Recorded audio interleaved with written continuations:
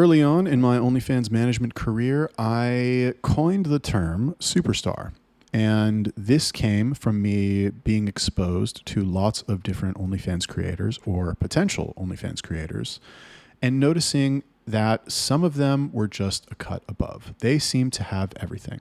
To me, a superstar was one who was very good looking. They worked hard. They were intelligent. They put a lot of effort into everything that they did.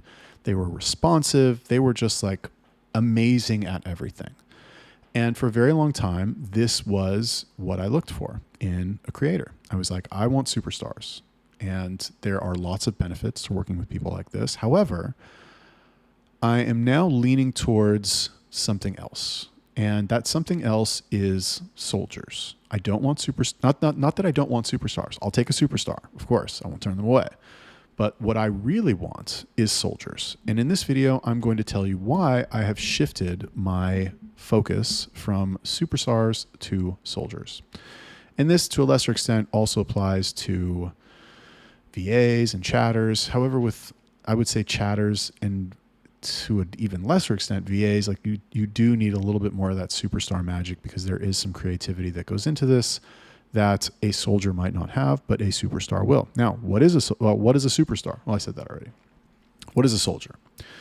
A soldier is, now what's a soldier in real life? A soldier in real life is somebody who has enlisted or joined as an officer. I guess we're talking about enlisted here.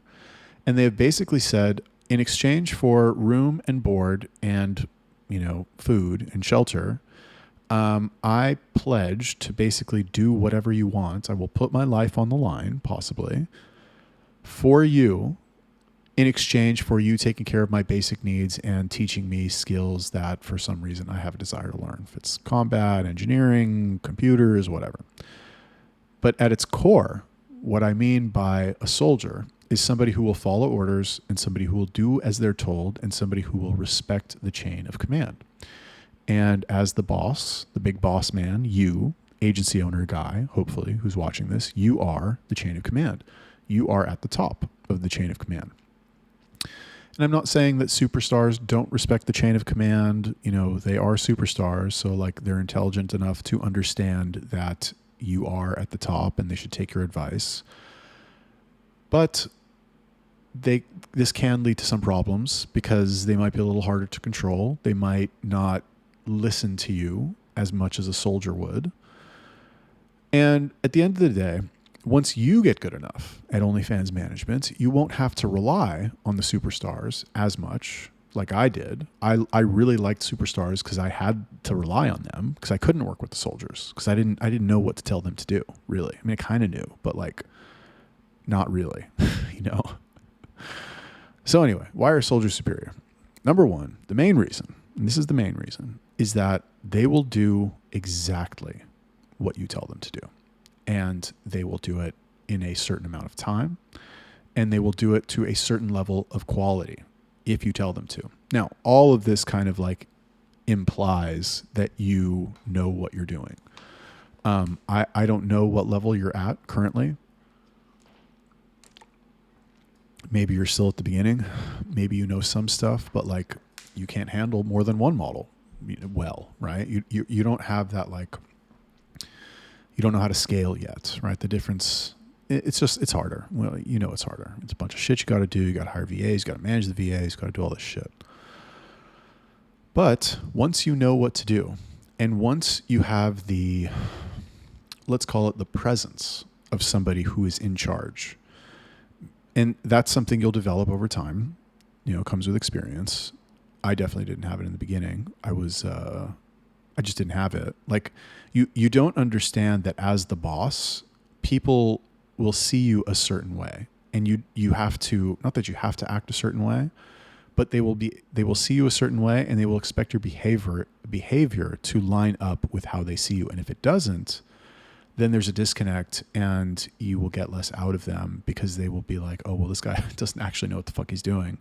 So that's a mark against him. And if I find something better, I will jump ship. However, when you're able to embody that presence, even if somebody comes along and promises them a better result or seems like a better option, they will, not always, but I believe most of the time, they will choose to stay with you because you have that presence, and other reasons too. Maybe they like you, maybe they feel indebted to you in some way.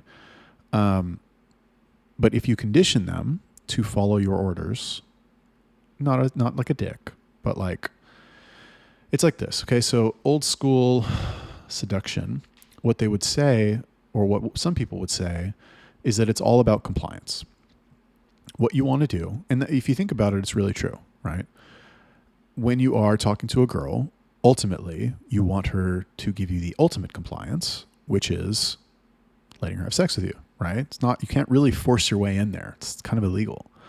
Otherwise we would do it. Let's be honest. Like, I mean, I might get canceled for saying that, but like, gentlemen, you know, if you could do that without going to jail and getting raped by fucking horrible people in there, like, you would probably do it. Every guy would. Oh man, maybe I'll edit that out, but I'm just keeping it real. So anyway, that's going to get taken out of context someday, I'm sure.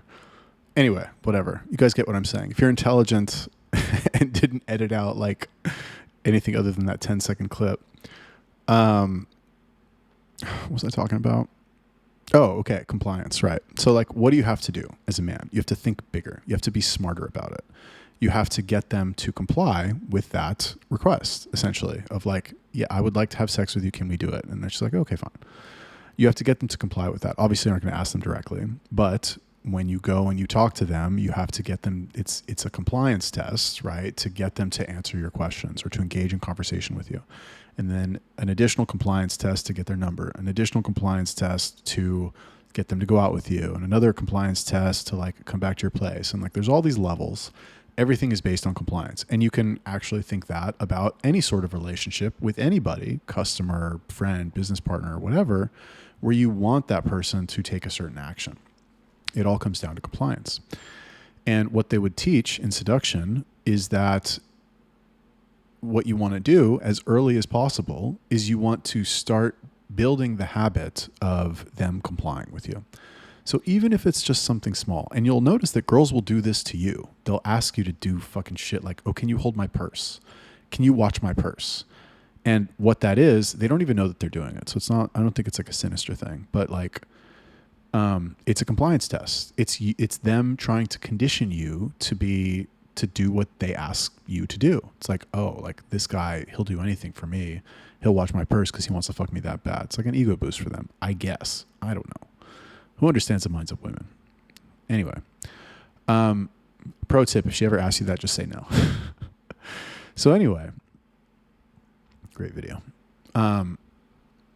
What some people would say is like, get them to comply with anything early on. Can you pass me the fucking salt? Can you like, oh, take a step over this way? Like, look at my eye, anything, literally anything. Just tell them to do anything and get them to actually do it. Nothing crazy, right? But like what you do is you just start increasing the level of compliance. I don't know, I'm sick of using that word.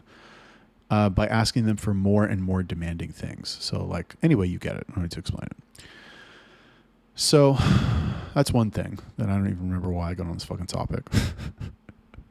But bottom line is you want people, VAs, chatters, models, to comply with what you ask for from them. For example, I have some, and fortunately, like I'm lucky enough to work with, let's see, do I have any girls who aren't compliant? No, they're actually all, let me check my really quickly. No, she's probably the worst one. She's also pretty bad, actually. Okay, so I have two. I have one who's just like a fucking space cadet. And the first one who's a space cadet, that's my fault. Because like, I made it way too easy on her for various reasons. I won't go into it. But I made it way too easy on her. And then the second one, she's new. So like, I haven't had her for that long. So I haven't had the opportunity to do that. There's no relationship there. But the rest of them, the other 3/4 of them, are good. Why the fuck was I talking about this? Anyway, I'm lucky enough to have girls who will do what I ask them to do within a reasonable time frame. Oh, I know. I had one girl, and this girl, I think I mentioned her in other videos, where I'm like, this girl hasn't made any money. She makes like fucking $200 a month for a long time. And I couldn't get anything. I couldn't get her any traffic. And, you know, obviously I couldn't put any chatters on the account. Any chatters that I do put on the account, they look at the history and they're like, oh, this account's never made money. It's not possible. So it's just been a disaster. Now, the other day, I kind of like, well, maybe like a week or two ago, I just kind of got this wind under me to get traffic in various ways. Now we're doing Twitter for all these girls. We're setting up Reddit and Instagram, of course. Now for this girl, I kind of just gave up on her a while ago. I was like, oh, well, you know, and she would do the content. I bought her from a marketplace. And the reason I bought her is because the seller was like, she makes 25 TikToks a day. And this is back when I was all about that. And I was like, oh, fucking sold. $1,500, done. And then I just kind of like, I had her doing them for a little bit. And then I didn't know as much about trends. But anyway, yesterday, I got around to it finally. And I sent her a message and I was like, listen, go to trendhunter.io, log in with these details. I give them my fucking logins. I don't care. Log in with these details. And like, your job is to copy these trends, to record 5 or 25 a day, post them to these. She has 5 accounts already. Post them to the 5 accounts, space the posts out 2 to 3 hours apart. And that's it. And then I checked today randomly, like, I don't even know why, but like I checked her. Oh, I was making a free trial link for Reddit, for her Reddit account. And I saw that the other free trial link that I had made for her, that had 44 subs. It wasn't even 24 hours later. I had 44 free trial subs, fine. But still, I'll take 44 free trial subs without having to fucking do any work other than give somebody my logins in a second. And that happened because she was a loyal soldier, because I told her, and I didn't have to convince her. I didn't have to beg her. I didn't have to say, please, please, please do it. It'll be so good. And fucking talk her into it or like cajole her. I literally said, here are my logins. Go log in. Like pick some trends that you want to do and record them and post them. You do it. I'm not doing it. So anyway, that is why I prefer soldiers and not superstars. Let me know what you think about that. Drop me a comment, like the video, subscribe. If you have not subscribed already, check out trendhunter.io if you are having trouble with your girls on Instagram and TikTok. Link in the description, and I will see you next time.